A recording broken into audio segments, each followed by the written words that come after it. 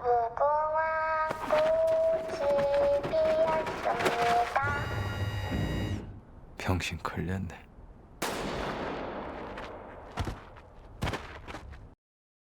Halo semuanya, balik lagi di channel Kasur Hitam.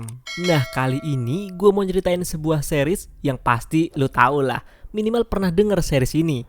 Berhubung season terakhir dari series ini baru aja rilis, makanya gue mau nyeritain dari awal biar ingat lagi cuy sama alur season-season sebelumnya. Jadi series ini tuh nyeritain tentang sekumpulan orang yang punya utang yang dikumpulin di suatu pulau buat main permainan anak-anak. Hadiahnya banyak banget cuy, bisa langsung buat pensiun dini. Tapi ada tapinya nih, karena kalau kalah main game di sini bakalan langsung mati cuy. Menang bakalan dapat duit banyak, kalah langsung tinggal nama. Yaudahlah, nggak usah lama-lama lagi. Sini gue ceritain alur cerita dari seri Squid Game season 1.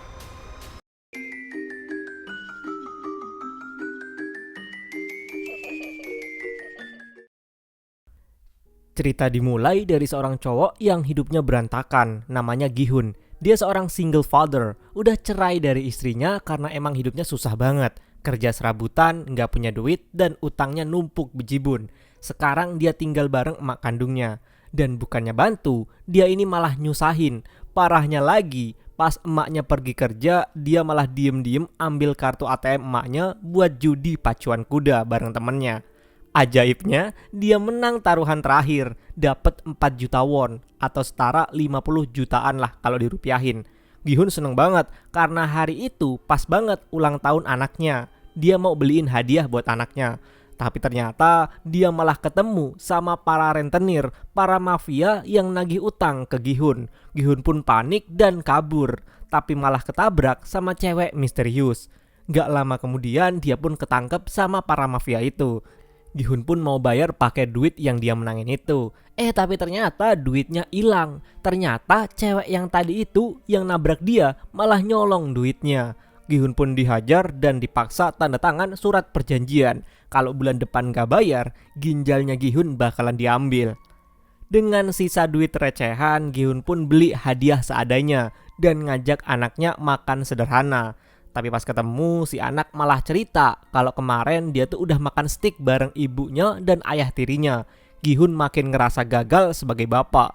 Setelah nganterin anaknya pulang, dia ini malah ketinggalan kereta. Dan disitulah semuanya mulai berubah. Tiba-tiba datang seorang cowok misterius berbaju rapi. Nawarin Gi-hun main game tradisional Korea, dakji. Aturannya simpel, lemparin kertas buat ngebalik kertas lawan. Tiap kali Gi-hun menang, dia bakalan dikasih 100.000 won atau sekitar 1 jutaan rupiah. Tapi kalau kalah karena si Gi-hun gak punya duit, dia pun harus rela ditampar sama pria ini. Dan ya, berkali-kali Gi-hun pun kalah.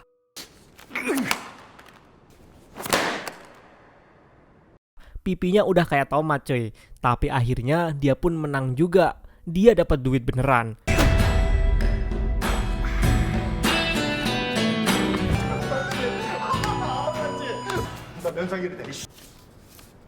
10만 원입니다. Si pria ini ngasih tawaran lagi buat main game yang lebih besar dan hadiahnya lebih banyak. Dan pastinya lebih beresiko. Awalnya Gi-hun mikir ini nih bisnis MLM gitu. Tapi begitu cowok itu nyebutin semua data tentang dirinya, tentang utang-utangnya, bahkan tahu soal surat ginjal tadi, si Gi-hun mulai mikir ulang. Akhirnya dikasihlah kartu nama misterius sama pria berjas ini. Pas pulang ke rumah, si Gi-hun ini seneng banget karena dapat duit cuma main game begituan. Tapi moodnya ini malah langsung turun setelah dengar kabar kalau anaknya tahun depan bakalan pindah ke Amerika bareng ibu dan ayah tirinya. Emaknya nyuruh Gi-hun perjuangin hak asuh, tapi ya itu, dia harus ngebuktiin ke pengadilan kalau dia bisa menghidupi anaknya. Gi-hun jadi stres, galau, dan akhirnya dia mutusin buat nelpon nomor di kartu nama itu. Malam itu juga dia dijemput di lokasi rahasia yang udah ditentuin. Di dalam mobil semua penumpang lain udah tidur dan Gi-hun heran. Tiba-tiba gas tidur disemprot dan semuanya hitam. Bangun-bangun Gi-hun udah ada di tempat asing bareng 455 orang lainnya. Semua pakai seragam yang sama dengan nomor di dada. Gi-hun ini nomor 456, artinya dia peserta terakhir yang datang. Di situ dia ketemu sama kakek nomor 001 yang kelihatannya enjoy banget di tempat itu. Tiba-tiba suasananya rusuh karena beberapa peserta saling kenal, termasuk cowok nomor 101 dan cewek 067. Yang ternyata cewek ini adalah pencopet duitnya Gi-hun kemarin. Gak lama, staf berseragam merah dan bertopeng masuk ke ruangan, ngasih pengumuman. Staf ngumumin kalau pemain di situ harus ikut dalam 6 permainan selama 6 hari. Hadiahnya uang tunai coy, dalam jumlah gila, tapi nggak gratis. Yang kalah bakalan dieliminasi. Awalnya banyak yang nganggep ini nih acara biasa, tapi pas video pengakuan peserta diputerin, semuanya mulai sadar. Ini nih bukan main-main. Mayoritas orang di sini punya utang yang numpuk. Hidupnya udah kayak di ujung tanduk. Aturannya cuma 3. Yang pertama, nggak boleh berhenti bermain. Yang kedua, yang nolak main langsung dieliminasi. Yang ketiga, permainan bisa dihentiin kalau mayoritas setuju. Mereka pun kemudian tanda tangan perjanjian aturan itu. Mereka lanjut foto buat diidentifikasi dan langsung dikirim ke arena game pertama. Permainan pertama, lampu merah, lampu hijau. Di depan mereka ada boneka raksasa yang bakal ngawasin. Aturannya kalau boneka bilang lampu hijau, semua boleh jalan. Tapi pas bilang lampu merah, harus beku total. Yang ketahuan gerak bakalan dieliminasi. Banyak yang excited nih, karena ini nih permainan masa kecil mereka. Tapi kenyataannya jauh lebih dari itu. Permainan dimulai, lampu hijau, semua jalan. Lampu merah, satu orang masih gerak nih, dan langsung ditembak mati.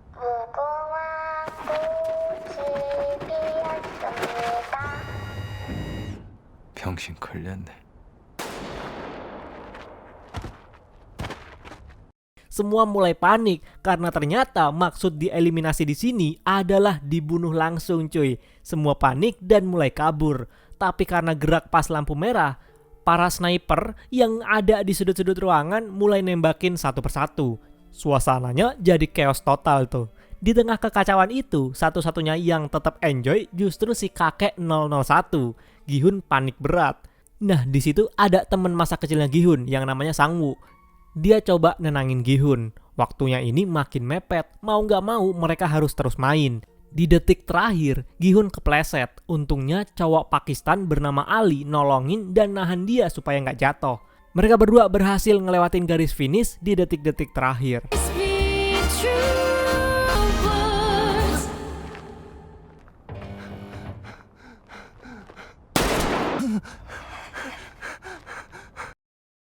Tapi bagi para pemain yang belum nyebrang sampai waktu habis, langsung didor, ditembak satu persatu. Nah, itu semua baru permulaan. Gi-hun sekarang sadar, dia nggak cuma ikutan game buat nyari duit, tapi juga buat bertahan hidup. Abis game lampu merah lampu hijau itu kelar, pemain yang masih bertahan langsung pada lemes semua. Gimana enggak, dari 456 orang yang selamat cuma 201 orang. Mata mereka kosong, kayak nyesel banget udah ikut main beginian. Staf kemudian datang, ngucapin selamat ke yang masih hidup. Tapi suasana tetap mencekam. Beberapa mulai pada nangis dan mohon-mohon minta dikeluarin dari tempat ini.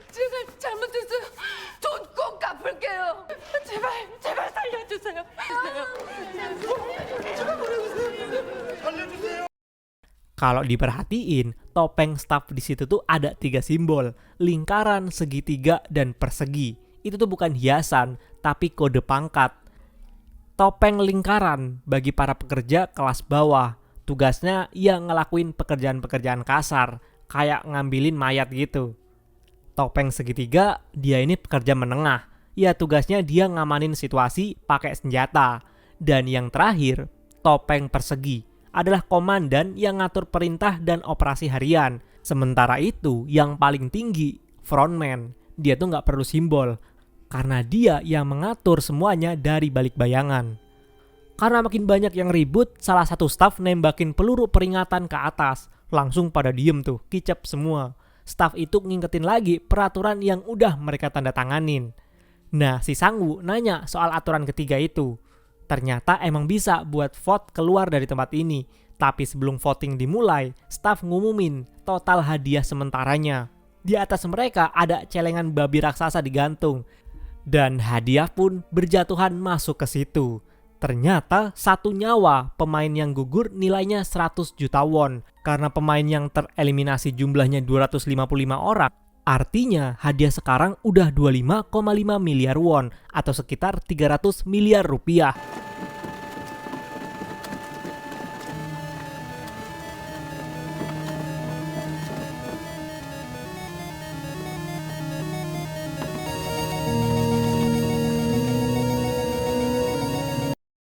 Tapi kalau mereka milih buat pulang, duit itu tuh bakal dikasihin ke keluarga para pemain yang tereliminasi. Sedangkan yang hidup ini nih, ya dia balik dengan tangan kosong.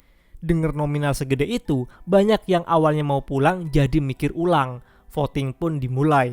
Pemain maju satu persatu sesuai nomor urut dari belakang. Gi-hun termasuk yang voting buat keluar karena sayang nyawa.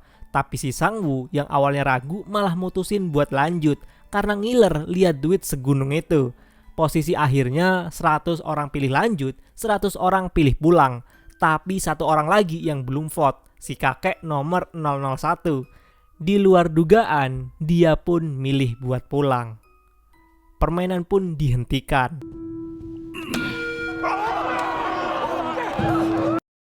Para pemain dipulangin, tapi semuanya pulang dalam keadaan mental babak belur tanpa uang sepeser pun. Gi-hun langsung lapor ke kantor polisi. Dia ceritain semua kejadian aneh itu. Tapi bukannya dipercaya, dia malah dikira lagi mabok. Mana ada orang diculik, disuruh main game anak-anak, terus yang kalah langsung ditembak mati. Nggak masuk akal. Gi-hun ngasih kartu nama misterius ke polisi, tapi pas dicek nomornya nggak aktif. Semua polisi nganggep dia halu. Tapi ada satu polisi yang curiga dan mulai penasaran, namanya Junho. Gi-hun kemudian balik ke rumah dan kaget karena emaknya nggak ada di situ. Dia keluar dan malah ketemu sama Sang-woo. Mereka ini dari kecil udah tetanggaan. Nah, Sang-woo ini lagi ngeliatin emaknya dia dari jauh. Mereka akhirnya ngobrol-ngobrol lah. Sang-woo ngaku kalau dia punya utang 6 miliar won alias 72 miliar rupiah.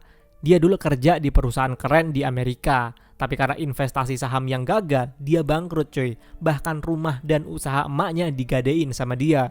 Makanya dia depresi dan gak berani pulang. Tiba-tiba Gi-hun dapat kabar buruk. Emaknya masuk UGD. Kakinya parah banget, hampir diamputasi. Tapi karena gak punya duit, emaknya milih pulang dan gak mau ngerepotin anaknya. Gi-hun ngerasa jadi anak gagal cuy. Saking frustasinya, dia sampai mau minjem uang ke mantan istrinya. Tapi ditolak mentah-mentah. Tapi suami baru si mantan istri malah nawarin duit. Tapi dengan syarat, Gi-hun gak boleh ketemu anaknya lagi. Gi-hun pun marah. Dia gak mau. Duit pun langsung dia balikin. Nah, kita kemudian pindah ke cerita karakter lain. Yang pertama Junho. Dia ini polisi yang lagi nyelidikin kasus kakaknya yang hilang. Pas ngecek ke kosan kakaknya, dia nemuin kartu nama yang sama kayak yang dikasih Gi-hun di kantor polisi tadi siang. Fix, dia mulai nyium ada yang gak beres. Dia pun nyari info soal Gi-hun dan alamatnya. Terus kita pindah ke kisah pemain 067 yang namanya Sebyok. Cewek yang nyuri duitnya Gi-hun. Ternyata dia ini pelarian dari Korea Utara. Cuma dia sama adiknya yang berhasil lolos ke Korea Selatan. Adiknya kemudian dititipin lah ke panti asuhan dan Sebyok janji bakalan jemput dia suatu hari nanti. Tapi dia butuh duit banyak juga buat nyelundupin orang tuanya keluar dari Korea Utara. Kita ke kisahnya Ali, cowok imigran asal Pakistan yang nolongin Gi-hun pas permainan lampu merah hijau. Dia kerja di pabrik cuy, tapi udah berbulan-bulan gak digaji. Karena kesel, dia ngamuk dan ngelukain bosnya. Ali pun kabur sambil bawa uang-uang yang emang seharusnya jadi haknya. Dia pulang ngasih duit itu ke istrinya dan nyuruh istrinya buat kabur dari negara ini. Karena keluarga mereka bakalan dicari. Si Junho akhirnya nemuin Gi-hun dan nanya-nanya soal kartu nama itu. Tapi Gi-hun pura-pura bilang semua ceritanya itu cuma ngelantur doang pas dia mabuk. Kita pindah ke Sang-woo yang lagi depresi berat di apartemennya. Tiba-tiba dari sela pintu ada yang nyelipin kartu nama yang sama. Undangan buat balik ke permainan. Bukan cuma Sang-woo, pemain lain juga dikasih kesempatan kedua termasuk Gi-hun. Dan lo tahu sendiri, hidup mereka udah kayak jalan buntu. Jadi meskipun mereka udah nyaris mati sebelumnya, mereka memilih buat balik. Yang mereka kejar pastinya bukan cuma duit, tapi juga kesempatan buat ngubah nasib. Dan diem-diem, polisi Junho ngikutin mobil misterius yang jemput Gi-hun. Petualangan berdarah ini pun baru aja dimulai lagi. Junho terusan ngikutin sampai ke pelabuhan. Dia diam-diam nyelinap di bawah salah satu mobil box yang mau diangkut ke pulau tempat permainan itu. Pas udah rada aman, dia masuk ke dalam mobil. Begitu sampai dan para staf ngecek satu persatu para pemain, Junho malah ngebunuh salah satu staf dan ngelempar mayatnya ke laut. Dia nyamar jadi staf dan langsung gabung di antara yang lain. Pakai topeng biar identitasnya aman. Ternyata pas semua pemain dibius buat tidur, ada salah satu yang masih bangun, Sebyok. Si cewek Korea Utara ini emang udah waspada. Dia sempat nyelipin pisau kecil di saku staf waktu bajunya digantiin. Begitu udah dipakein baju, pisau itu diambil lagi. Total pemain yang balik sekarang tinggal 187 orang dari sebelumnya 201. Sisanya mungkin pada mutusin buat hidup normal atau malah udah nggak bisa balik karena trauma. Gi-hun ketemu lagi sama orang-orang yang dia kenal, si kakek, Ali, sama Sang-woo. Mereka langsung sepakat buat kerjasama, bentuk tim. Nggak cuma mereka, banyak juga peserta lain yang mulai bikin strategi sendiri. Sebelum mulai game kedua, mereka masih dikasih makan. Lumayan, masih ada sisi manusiawinya walau tempat ini sadis banget. Sementara itu, Junho yang udah nyamar mulai ngamatin situasi dari dalam. Ternyata para staf juga punya aturan ketat. Harus selalu pakai topeng lah, nggak boleh ngomong tanpa izin lah, apalagi ninggalin ruangan sembarangan. Junho pun main aman, dia tidur nutupin mukanya pakai selimut, bahkan selalu ngindarin CCTV. Besoknya salah satu pemain, si Minyo, ngaku pengen ke toilet. Awalnya nggak dikasih, tapi karena dia ngambek dan ancem mau pipis di tempat, akhirnya diizinin. Si Sebyok ikut bareng. Nah, Minyo ini ternyata nyelundupin rokok yang dia simpen di dalam bagian itunya. Dibungkus kapsul. Sedangkan Sebyok punya misi lain. Dia naik ke saluran udara, ngintip denah dan lokasi ruangan tempat staf masuk. Dia lihat mereka lagi masak semacam gula gitu. Dari sini mulai kelihatan petunjuk soal game selanjutnya. Besok paginya Sebyok cerita ke Minyo soal gula itu. Pas sarapan semua peserta dikasih roti sama susu doang. Abis makan langsung digiring ke arena game kedua. Sang-woo yang udah punya feeling nanya ke Sebyok tentang yang dia lihat semalam. Sebyok jawab simpel, dia tuh lihat mereka lagi masak gula. Cuma dari informasi itu, Sang-woo langsung connect. Game selanjutnya pasti berhubungan dengan dalgona, permen gula asal Korea. Sampailah mereka di tempat permainan, penuh ornamen ala taman kanak-kanak. Ada 4 simbol di situ tuh, lingkaran, segitiga, bintang, sama payung. Staff nyuruh para pemain buat milih salah satu simbol. Nah, Sang-woo udah tahu game dalgona, tapi dia nggak ngasih tahu yang lain. Licik juga dia. Dia malah nyuruh teman-temannya pilih simbol beda-beda biar strateginya aman katanya. Sang-woo langsung pilih segitiga, Ali pilih lingkaran, Gi-hun pilih payung, dan si kakek ambil bintang. Setelah semua berbaris sesuai simbol, mereka dikasih kaleng bulat. Begitu dibuka, bener aja dalgona. Muka Gi-hun langsung pucat ngelihat bentuk payung yang paling susah di antara yang lain.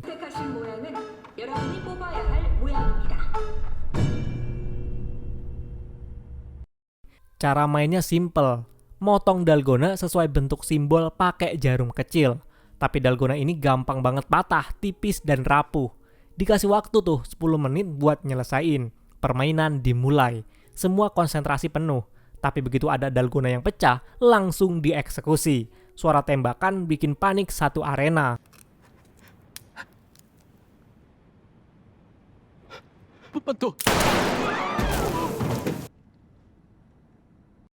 Tekanannya makin gila. Yang milih simbol gampang kayak segitiga paling cepat selesai. Kayak Sang-woo, Ali yang pilih simbol lingkaran pun udah selesai.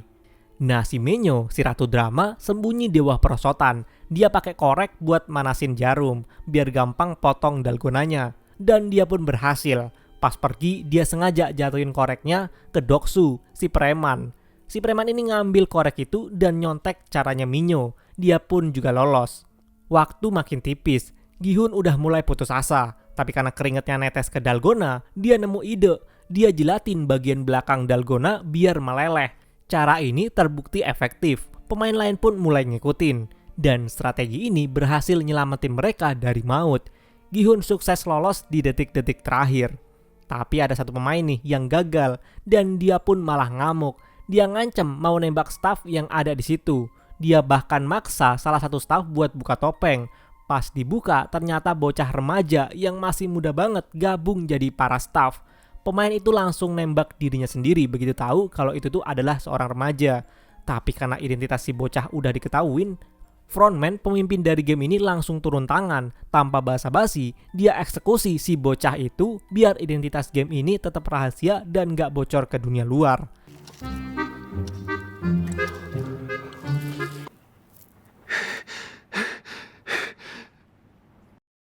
Mereka yang selamat dari game Dalgona balik lagi ke ruang istirahat. Sang-woo ngerasa bersalah. Dia minta maaf ke semuanya, terutama ke Gi-hun, karena idenya nyuruh milih simbol beda-beda malah bikin Gi-hun dapat simbol paling susah. Dari 187 pemain, 79 orang gugur di game kedua. Sekarang nyisa 108 pemain. Hadiahnya makin numpuk, makin menggiurkan.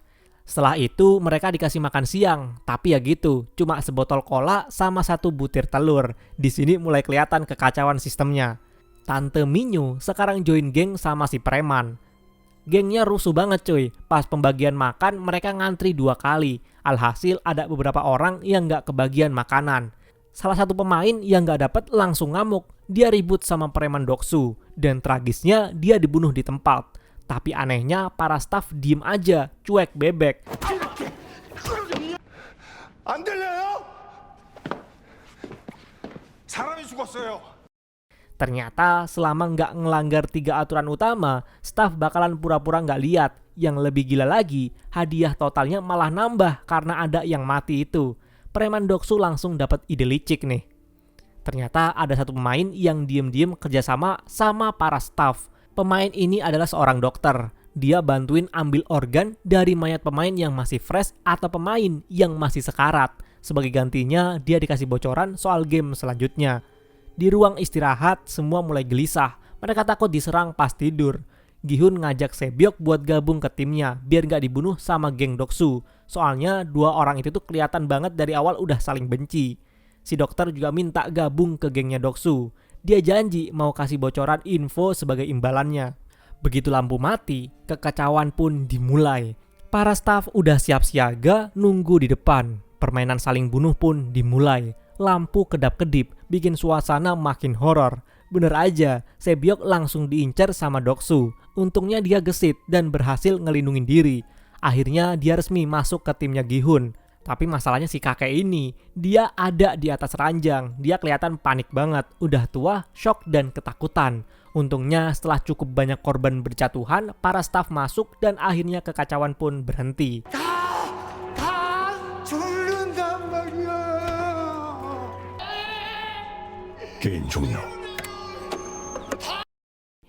Si Junho, polisi yang nyamar jadi staf, diam-diam nyari info soal seseorang bernama Inho.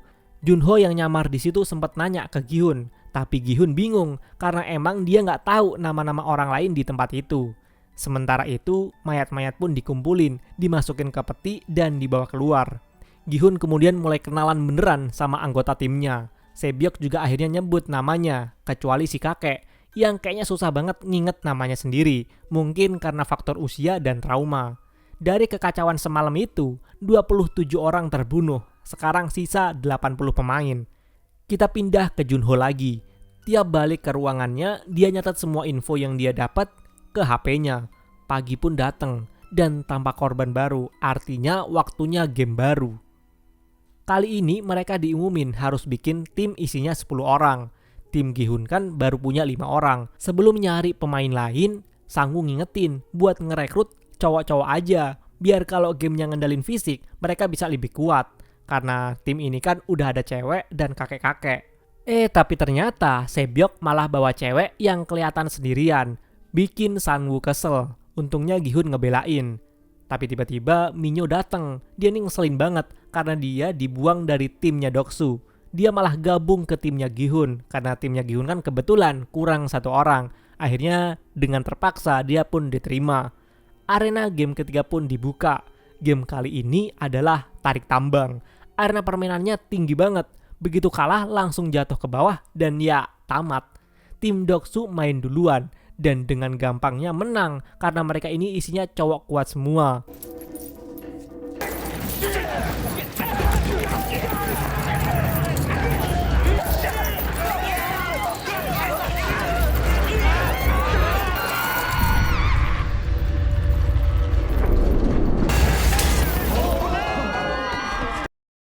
Sekarang giliran tim Gi-hun.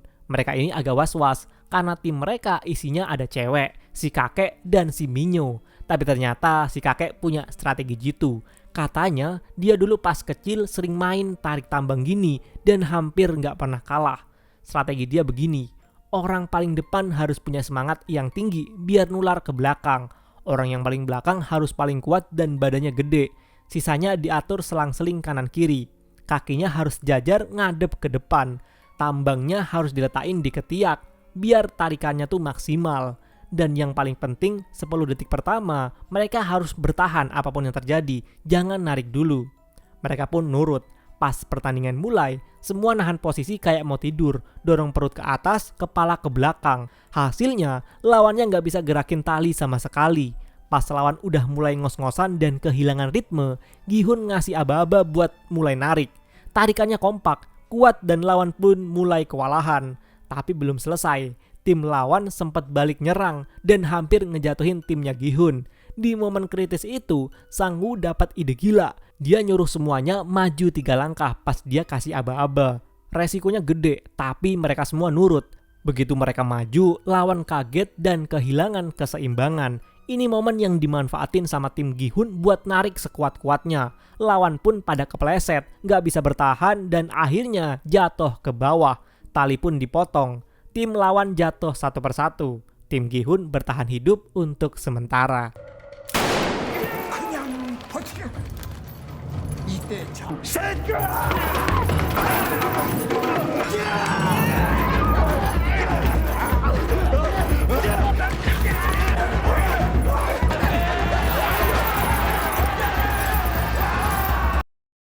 Tim Gi-hun pun disuruh balik ke tempat istirahat walaupun masih gemeter. Tangan mereka barusan nyebabin kematian satu tim. Wajah-wajah mereka kelihatan shock, apalagi si kakek yang kelihatan makin lemes. Di sisi lain, tim preman Doksu kaget ngelihat tim Gi-hun masih bisa bertahan.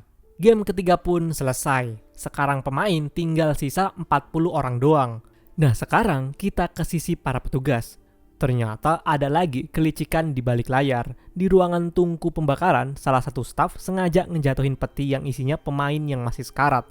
Tujuannya buat diambil organnya cuy. Segila itu emang. Yang ngambil adalah si dokter itu. Balik lagi ke timnya Gi-hun. Sang-woo makin curiga. Dia ngerasa tim preman tuh kayak tahu bocoran game sebelumnya. Kayak mereka selalu siap dan itu tuh nggak normal. 30 menit lagi lampu mau dimatiin. Semua pemain udah mulai panik dan sibuk ngebuat benteng pertahanan masing-masing. Biar kalau ada gelombang pembantaian kayak kemarin, mereka udah siap. Tim Gi-hun sepakat buat jaga bergantian. Kita balik ke ruang bawah tanah, tempat si dokter sama para staf yang kerja sama tadi. Mereka tuh lagi sibuk ngambil organ. Tapi ternyata di antara mereka ada Junho yang nyamar.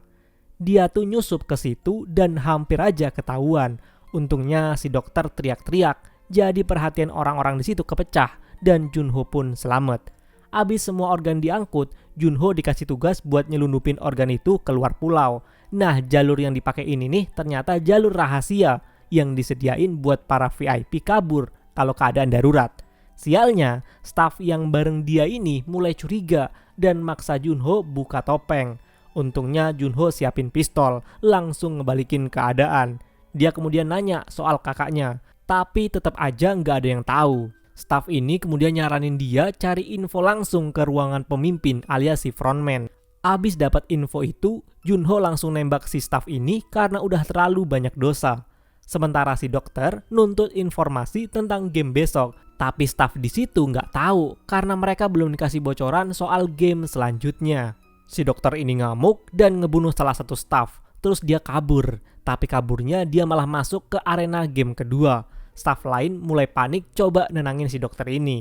Tapi telat karena frontman dateng. Frontman bilang dia tuh sebenarnya cuek. Dia nggak peduli mau stafnya ngambil organ mayatnya ataupun mau diapain juga dia nggak peduli. Yang jadi masalah kalau ngelanggar aturan di tempat itu, yaitu kesetaraan. Karena begitu ada pemain yang dapat bocoran, game jadi nggak adil. Dan hal itulah yang bikin frontman murka. Akhirnya frontman pun ngebunuh staf yang terlibat itu dan bunuh si dokter juga. Abis itu pun frontman nyusurin jejak dan akhirnya nemuin tempat operasi ilegal itu. Mereka ngeidentifikasi semua staf yang terlibat dan sadar masih ada satu staf yang belum ketemu, yaitu si Junho yang nyamar itu. Frontman ngecek oksigen buat kabur, ternyata belum dipakai. Berarti si Junho atau penyusupnya ini masih ada di pulau. Junho pun terus nyusup sampai akhirnya dia masuk ke satu ruangan arsip rahasia. Isinya tuh berkas-berkas tebel banget. Isinya semua tentang sejarah Squid Game. Ternyata game ini tuh udah jalan dari tahun 1988 sampai sekarang ini 2021.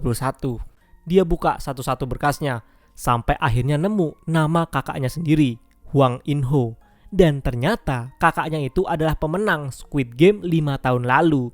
Akhirnya misteri tentang hilangnya kakaknya mulai terpecahkan. Besoknya sebelum game keempat dimulai, suasana makin tegang. Gegara ada staf yang hilang semalam. Akhirnya para pemain dicek satu persatu. Si kakek yang udah kelihatan lemah plus demam, saking paniknya sampai ngompol di celana.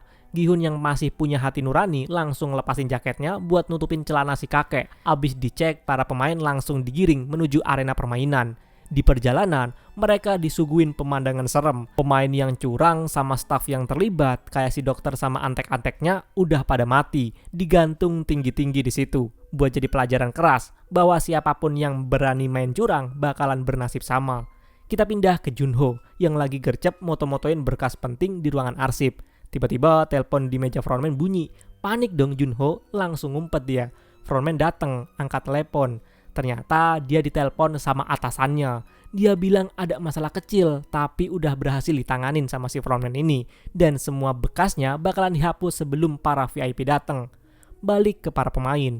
Mereka kemudian dikasih perintah baru, suruh nyari pasangan masing-masing buat game berikutnya. Sang-woo gandeng Ali, Gi-hun sama si kakek, Sebyok milih sama Ji-young, cewek yang satu tim sama dia pas game sebelumnya. Tapi karena jumlah pemain ganjil gara-gara si dokter udah tewas, akhirnya Minyo ini gak dapat pasangan. Semua tuh udah paham sama sifat licik, egois, dan mau menang sendiri sama si tante satu ini. Gak ada yang mau gandeng dia. Akhirnya dia pun diseret keluar sama para staff. Arena game keempat ini vibes-nya kayak kompleks perumahan lama gitu.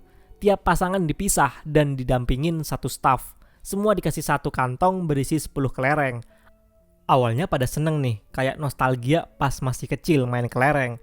Tapi senyum mereka langsung hilang pas denger aturan mainnya. Setiap pasangan cuma satu yang bisa menang, berarti mereka harus saling lawan. Siapa yang bisa ngedapetin 10 kelereng dari pasangannya, dialah pemenangnya. Sisanya bakalan dieliminasi. Waktu yang dikasih 30 menit. Terserah mau main game kelereng model apa, yang penting gak boleh pakai kekerasan. Sang-woo dan Ali main tebak-tebakan. Ali ini jago banget cuy nebaknya. Sang-woo kalah terus sampai kelerengnya tinggal satu. Dia pun panik dan nuduh Ali main curang. Tapi staf di situ langsung negur. Sang-woo berubah strateginya. Dia mulai rayu-rayu Ali pakai kata-kata manis. Dia bilang mereka ini nih bisa menang bareng. Keluar dari sini sama-sama. Dia minta Ali minjemin kantong kelerengnya. Katanya mau dikasih tali biar bisa digantungin di leher Ali biar aman. Sang-woo ngajak Ali keliling ngeliat tim-tim lain. Kata Sang-woo kalau mereka berdua ini masih bertahan atau belum kalah, kemungkinan besar mereka berdua bakalan ngelawan tim lain, ngerebut kelereng dari tim lain. Gitu kata Sang-woo. Ali pun percaya. Dia pun keliling ngeliat situasi dan kondisi dengan kantong yang dia kalungin. 어떤 팀이 남게 될지 그것부터 알아야 돼. 승부가 안 난 팀들 중에서 나이가 어린 팀이랑 나이가 많은 팀들 찾아봐. 얌전하게 해줄게.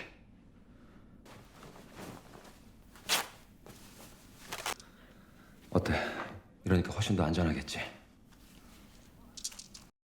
Tapi sebelum itu ternyata Sang-woo ini nuker kantongnya Ali ketika Ali lengah. 278번 탈락. Karena licik itu, Sang-woo pun sekarang punya 20 kelereng. Sang-woo langsung lapor sama staff. Sementara Ali masih keliling ke sana sini. Pas waktu udah mau habis, Ali ini baru sadar kalau dia ternyata udah ditipu sama Sang-woo. Pas dibuka, kantong yang dia pegang ini ternyata berisi batu kerikil. Ali pun dieliminasi dengan tragis.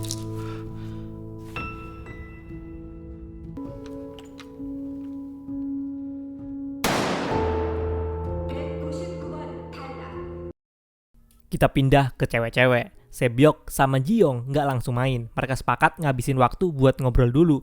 Saling cerita tentang masa lalu mereka yang sama-sama kelam. Menit-menit terakhir mereka barulah main. Tapi Jiyong di sini sengaja ngalah. Katanya dia ini udah nggak punya alasan hidup. Beda sama Sebyok yang masih punya keluarga buat diselamatin. Jiyong pun dieliminasi dengan senyum terakhirnya. Seakan udah berdamai sama hidupnya. 뭐 하는 거야? 혼자 개뽕 잡지 말고 다시 던지라고! 너는 여기서 나갈 이유가 있지만 난 없어. 고마워. 나랑 같이 해줘서.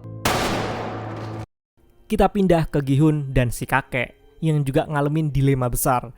Pas permainan dimulai, si kakek ini malah keliling sana-sini. Dia tuh seolah-olah nostalgia sama tempat yang mirip kampung masa kecilnya. Gi-hun susah payah ngebujuk biar si kakek mau main. Gi-hun ngeduga si kakek ini penyakit pikunnya kambuh. Akhirnya si kakek mau main. Mereka main tebak-tebakan juga. Nah sialnya, Gi-hun ini kalah terus sampai kelerengnya tinggal 1. Di putaran terakhir, Gi-hun salah nebak lagi. Tapi si kakek malah tiba-tiba bilang jawabannya si Gi-hun bener. Pikunnya ternyata kambuh lagi. 방금 뭐라고 했냐고? Dari situlah Gi-hun mulai ngemanfaatin kondisi si kakek buat menang. Nah pas menit-menit terakhir, dikiranya Gi-hun dia tuh udah berhasil ngedapetin semua kelerengnya si kakek. Tapi ternyata si kakek masih pegang 1 kelereng terakhir. Gi-hun panik karena waktunya udah mepet. Si kakek nolak buat main, dia keliling sana-sini. Gi-hun ngebujuk dengan susah payah lagi. Akhirnya si kakek mau main, tapi dengan syarat. Gi-hun harus mau mempertaruhkan semua kelerengnya. Awalnya Gi-hun nolak dong, karena dia udah capek-capek ngedapetin banyak kelereng. Tapi di momen itu, plot twistnya, si kakek ternyata dari tadi nggak pikun. Dia sadar semua apa yang dilakuin Gi-hun sama dia. Dia tahu Gi-hun dari tadi main curang. 구슬 하나랑 이걸 다 걸으라고요? 말이 안 되는 거잖아. Tapi si kakek ini bukannya marah atau apa, dia malah senyum, maafin Gi-hun, dan ngasih kelereng terakhirnya dengan ikhlas ke Gi-hun. Sebelum Gi-hun pergi, si kakek bilang 1 kalimat terakhir yang nyentuh banget. Dia seneng banget main bareng Gi-hun, ngerasa muda lagi dan bersenang-senang untuk terakhir kalinya. Dia pun ngasih tahu Gi-hun nama aslinya, yaitu Oh Ilnam. Dan Gi-hun pun melangkah maju, menang dengan berat hati dan perasaan bersalah.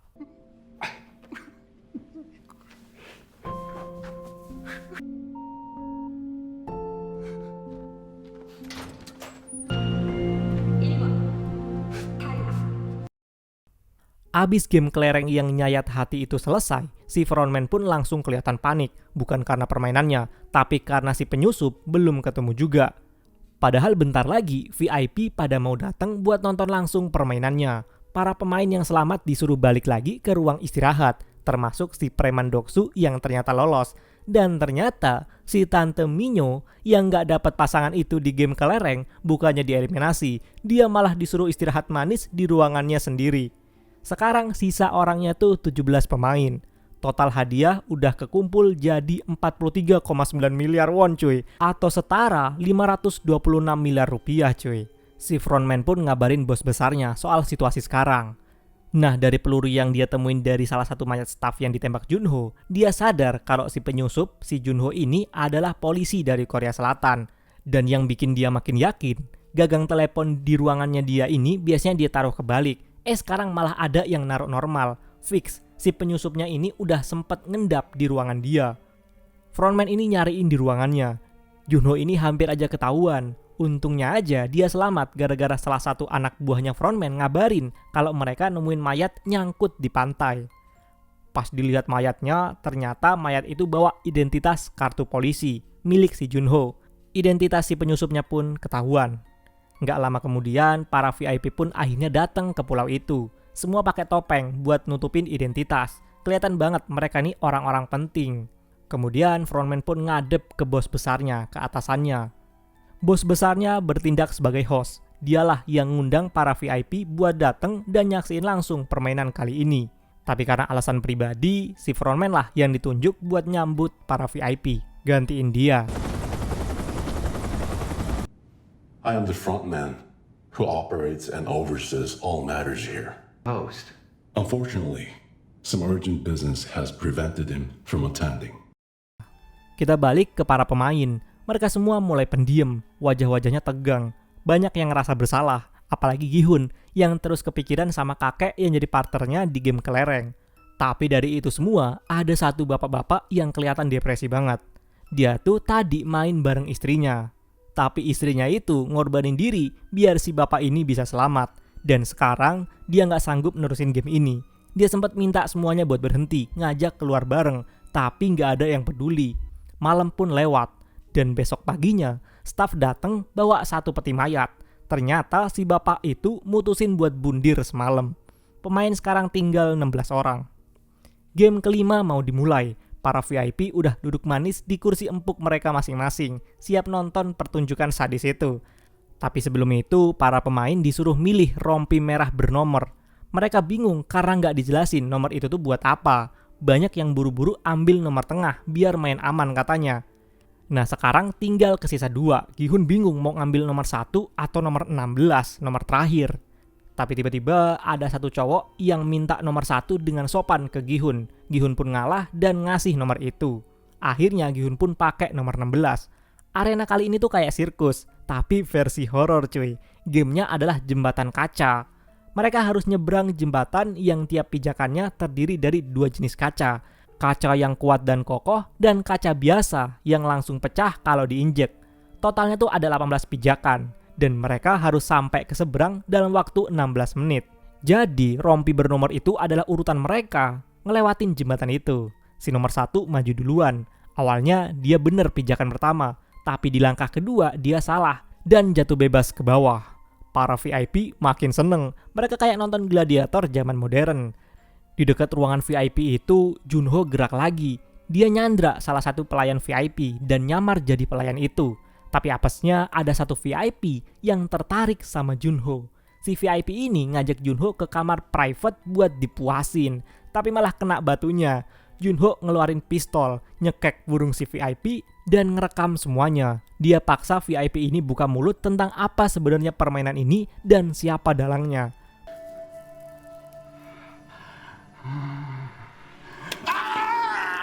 Satisfied? Balik ke jembatan, pemain mulai gugur satu persatu. Kali ini yang paling depan adalah si preman. Dia nggak mau lanjut. Dia bilang mending mati bareng-bareng daripada dia sendirian yang jadi penunjuk jalan. Pemain di belakangnya makin kesel, tapi sama si preman langsung aja dijatoin orang itu. Tiba-tiba si Minyo muncul. Dia satu pijakan sama si preman.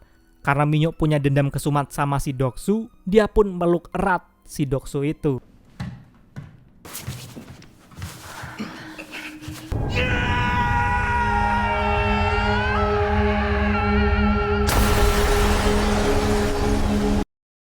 Di sisi lain, frontman curiga karena satu VIP nggak balik-balik. Dia nyuruh staff ngecek. Ternyata si VIP ditemuin pingsan. Sementara Junho udah kabur. Kita balik lagi ke permainan. Nomor 13 sekarang ada di depan. Dan ternyata dia ini mantan pekerja pabrik kaca cuy. Udah 30 tahun dia kerja. Dia bisa bedain tuh kaca dari pantulan cahaya. Sayangnya VIP nggak suka sama pertunjukannya. Karena terlalu gampang. Ada yang bisa ngebedain kacanya. Frontman pun langsung turun tangan. Dia langsung matiin lampu biar makin susah. Padahal tinggal satu pijakan lagi. Di belakang nomor 13 ada Sang-woo, Sebyok, sama si Gi-hun yang nomor terakhir. Si nomor 13 minta benda buat ngetes suara kaca. Gi-hun punya kelereng. Dilemparlah ke kaca yang kiri. Suaranya kedengeran. Tapi dia butuh tes kaca yang kanan juga biar bisa ngebedain. Tapi gak ada barang lain yang bisa dilempar. Karena waktunya makin mepet, si Sang-woo yang ada di belakangnya hilang kesabaran. Dia pun ngedorong nomor 13 dan jatuh. Tinggal 3 detik lagi, mereka bertiga, Gi-hun, Sebyok, dan Sang-woo buru-buru loncat ke seberang. Begitu mereka mendarat, permainan pun selesai.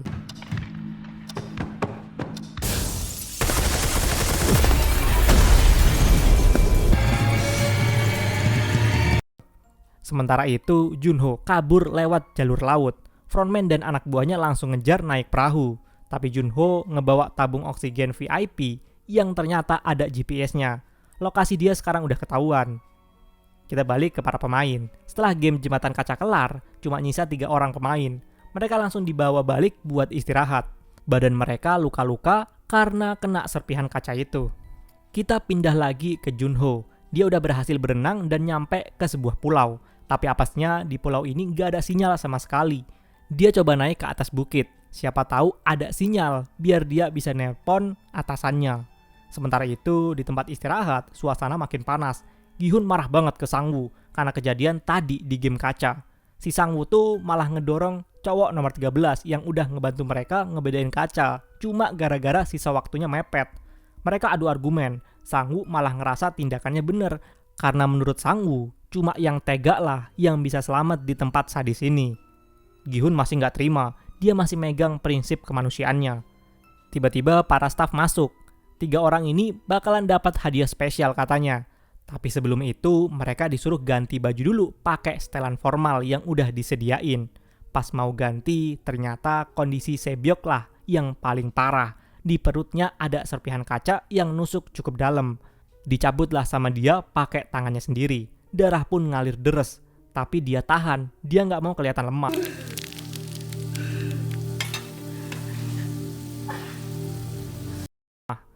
Di sisi lain, frontman dan anak buahnya udah nyampe di pulau tempat Junho sembunyi. Mereka nyebar cari keberadaan si polisi ini dan frontman pun merintahin buat nangkep hidup-hidup. Junho akhirnya nyampe ke puncak bukit dan dia dapat sinyal. Dia buru-buru nelpon atasannya buat minta bala bantuan. Tapi ya itu, sinyalnya lemot, suaranya putus-putus. Junho coba kirim foto dan video bukti, tapi tetap gagal terkirim karena susah sinyal.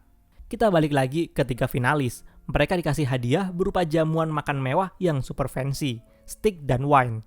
Gi-hun dan Sang-woo makan dengan lahap. Mungkin ini makanan terenak yang pernah mereka rasain sejak game pertama. Tapi Sebyok cuma makan dikit.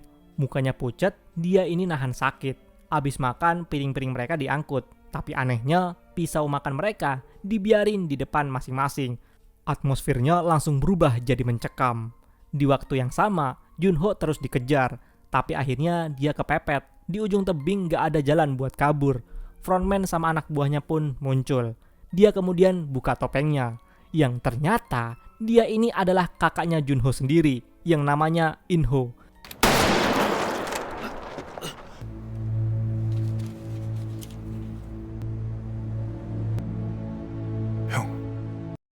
Junho shock berat ngelihat itu. Kakaknya yang selama ini dia cari, yang dianggap hilang, ternyata pemimpin dari permainan sadis itu. Kakaknya ini kemudian ngajak Junho gabung sama dia. Junho pun nolak mentah-mentah. Akhirnya In-ho pun angkat pistol dan nembak dada adiknya sendiri. Junho pun jatuh ke laut dari atas tebing itu. Ending tragis buat si polisi satu ini. Kita kembali ke tempat istirahat. Mereka bertiga disuruh tidur sambil bawa pisau masing-masing. Gi-hun yang udah curiga akhirnya nyamperin Sebyok. Dia lihat kondisinya makin parah.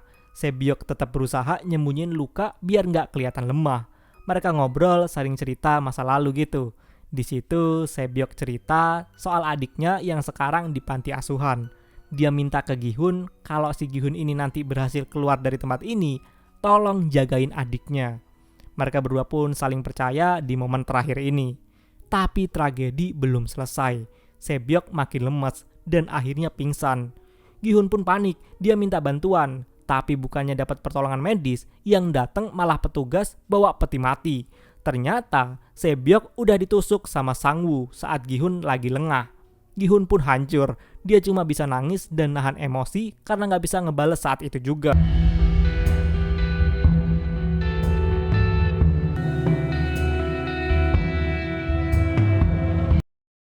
Di sisi lain, frontman yang sempat kena tembak sama Junho kelihatan sedih. Dia mulai ngerasa bersalah karena udah ngebunuh adik kandungnya sendiri di pulau itu. Tapi di tempat kayak gini, rasa bersalahnya pun cuma sekilas karena game belum selesai. Sampailah kita ke permainan terakhir antara Gi-hun, si nomor 456, dan Sang-woo, si nomor 218, yang sekarang udah jadi musuh bebuyutan. Sebelum main, mereka lempar koin dulu buat nentuin siapa penyerang dan siapa penjaga. Gi-hun menang, dia milih jadi penyerang. Sang-woo otomatis jadi penjaga. Gamenya adalah permainan anak-anak Korea yang juga judul dari series ini, Squid Game. Aturannya simple tapi brutal. Penyerang harus masuk ke gambar cumi-cumi. terus lari dan nginjak bagian kepala buat menang. Sebaliknya, penjaga harus ngelempar si penyerang buat keluar dari arena Squid Game itu. Permainan bakalan terus jalan selama dua-duanya masih bisa main. Tapi kalau salah satu nggak sanggup, maka yang satunya bakal dinyatakan menang. Gi-hun pakai trik masa kecilnya, dia lempar pasir ke muka penjaga. Berhasil tuh, dia pun bisa masuk ke dalam zona bebas. Langit tiba-tiba gelap, hujan pun turun, makin nambah intens suasana. And violent. So any kind of violence is allowed. Sure, there are no restrictions.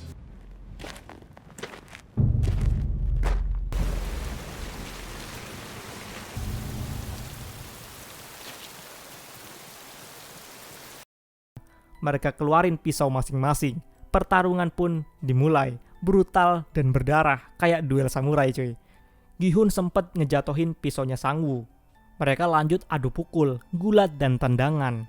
Sang-woo kemudian berhasil ambil pisaunya lagi. Dia nusuk pahanya Gi-hun. Saat dia mau nusuk lagi, Gi-hun bangkit, nahan serangannya. Bahkan sempet gigit kakinya Sang-woo sampai dia jatuh. Gi-hun yang udah emosi ini mau ngebunuh si Sang-woo. Tapi dia masih punya hati.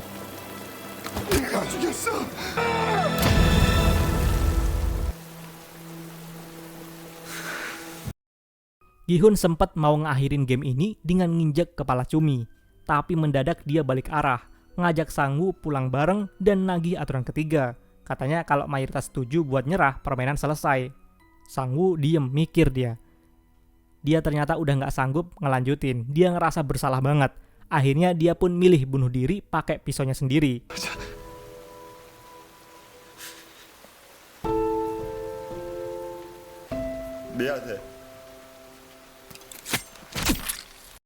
Gi-hun pun dinyatakan sebagai pemenang. Hadiahnya 45,6 miliar won atau setara lebih dari setengah triliun rupiah. Gi-hun pun kemudian dibawa pulang dalam keadaan mata tertutup. Pas nyampe kota, dia diturunin gitu aja, dibekalin kartu ATM.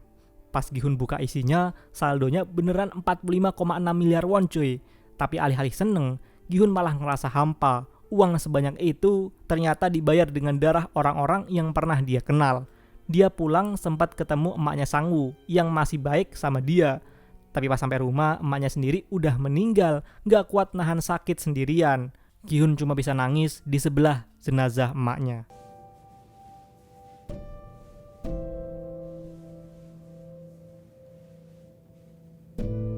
Waktu loncat ke setahun kemudian, Gi-hun masih hidup, tapi lebih kayak mayat hidup. Hidup segan, mati tak mau. Uangnya numpuk, tapi dia sendiri hampa, depresi. Pas dia lagi ngelamun di pinggir sungai, tiba-tiba ada ibu-ibu penjual bunga. Gi-hun beli bunganya, tapi di balik bunga itu terselip sebuah amplop. Isinya kartu nama misterius yang dulu pernah dia terima, familiar bentuknya. Dia disuruh datang ke satu lokasi. Pas nyampe di sana, ternyata Gi-hun ketemu sama orang yang bikin dia shock, si kakek Oh Il-nam, yang dia kira udah mati. Ternyata si kakek inilah dalang dibalik semuanya. Dialah sang bos besar. Dia inilah yang nyiptain Squid Game. Alasannya katanya dia bosen, punya duit segudang dan pengen hiburan yang beda. Alasan si kakek ini nyamar jadi pemain, katanya dia pengen nikmatin hidup sebelum mati karena sakit parah. Permainan ini dibuat buat nyenengin orang kaya kayak dia dan teman-temannya si para VIP itu. Gi-hun yang dengar semua itu langsung muak, ngerasa dipermainkan. Abis si kakek ngejelasin semuanya ke Gi-hun, dia pun meninggal. Gi-hun akhirnya mulai jalanin hidup baru. Dia datang ke panti asuhan adiknya Sebyok, bawa bocah itu dan nitipin bocah itu ke ibunya Sang-woo. Dia juga ngasih koper, yang isinya ternyata full duit cuy. Beberapa minggu kemudian, Gi-hun mau ke Amerika buat ketemu anaknya. Tapi di stasiun, dia ngeliat pria berjas main dakji, sama kayak yang ngajak dia main dulu. Ternyata permainan ini masih jalan. Gi-hun pun ngejar si pria itu, tapi nggak dapet. Dia cuma berhasil ambil kartu nama dari orang yang barusan direkrut. Pas udah nyampe bandara, dia berubah pikiran. Gi-hun pun nelpon nomor yang ada di kartu itu. Dia bilang pengen ngancurin permainan ini. Tapi suara dari ujung telepon, si frontman ngasih peringatan keras ke Gi-hun supaya nggak ikut campur lagi. Dan akhirnya season 1 dari seri Squid Game pun berakhir. Gimana cuy sama season 1 Squid Game ini? Menurut kalian seru nggak ceritanya sama permainan-permainan yang ada di dalamnya? petualangan si Gi-hun tuh belum berakhir, karena di balik uang dan luka ada misi yang lebih besar, dan cerita Squid Game bakalan lanjut ke season keduanya. Makasih yang udah nonton, sampai jumpa di video berikutnya. Bye-bye.